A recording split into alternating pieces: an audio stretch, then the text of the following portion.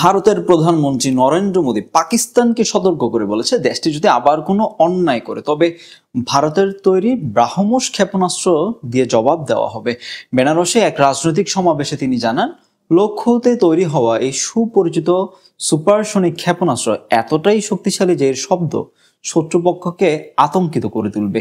এর আগে গত এপ্রিল মাসে জম্মু কাশ্মীরে পর্যটকদের উপর হামলার জেরে ভারত অপারেশন সিঁদুর চালায়, যেখানে পাকিস্তানের ভেতরে বিমান ও ক্ষেপণাস্ত্র হামলায় অন্তত ৩৫ জন নিহত হয়।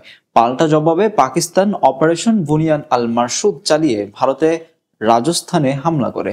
যদিও যুক্তরাষ্ট্রের মধ্যস্থতায় দুই দেশ ৯ জুন থেকে যুদ্ধবিরতিতে যায়, তবে বর্তমান পরিস্থিতি রয়ে গেছে চরম উত্তেজনাপূর্ণ।